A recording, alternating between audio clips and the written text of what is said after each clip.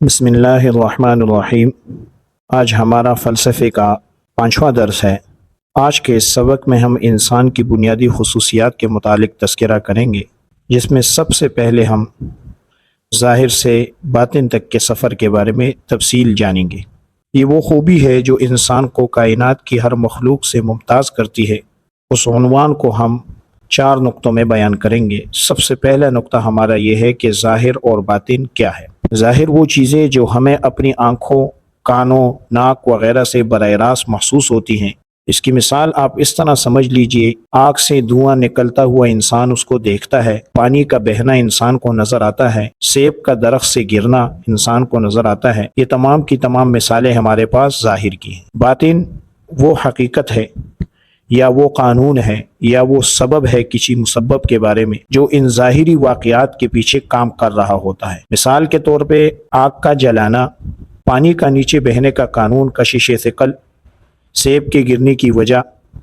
تو یہ سب سے پہلا نقطہ تھا ہمارا، جس میں ہم نے ظاہر اور باطن کو سمجھا۔ دوسرا نقطہ ہمارے پاس یہ ہے جانوروں کی سوچ کا دائرہ کار۔ جانوروں کی سوچ کا دائرہ کار بہت محدود ہوتا ہے۔ وہ صرف فوری ضروریات اور محسوسات کی چیزوں کو سوچ سکتے ہیں۔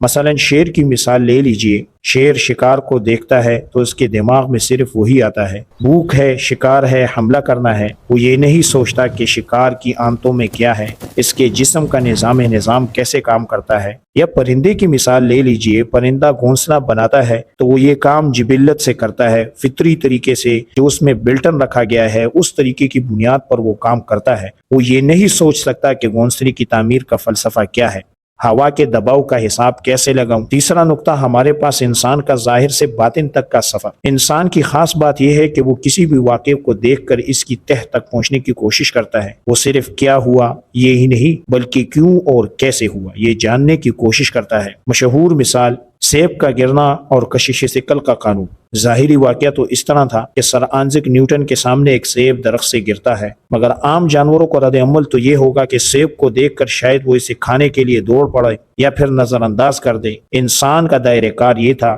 کہ نیوٹن کا رد عمل، نیوٹن نے اس واقعے کو دیکھ کر سوال کیا، سیب نیچے ہی کیوں گرا یا اطراف میں کیوں نہیں گرا؟ کیا یہی قانون ہر چیز پر لاگو ہوتا ہے؟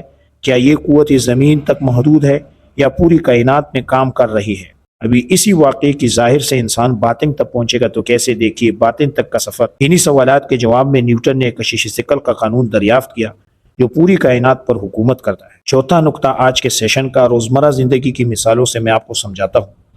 یہ صلاحیت صرف سائنسدانوں میں نہیں بلکہ ہر انسان میں موجود ہے۔ مثال کے طور پہ بیماری اور علاج۔ دیکھیے ظاہری طور پہ انسان بیمار ہوتا ہے، بخار ہوتا ہے، مگر وہی انسان اس ظاہری بیماری کی باطن تک اپنے آپ کو پہنچاتا ہے۔ انسان نے محسوس کیا کہ بیماری کی وجہ صرف بخار نہیں بلکہ جراثیم، بیکٹیریا ہیں۔ اس نے خوربین ایجاد کی، جراثیم کو دیکھا اور دوائیں بنائی۔ دوسرے نمبر پہ آپ کو مثال دیتا ہوں کہ ظاہر سے انسان نے باطن تک کا سفر کس طرح کیا۔ موسم کی پیشن گوئی۔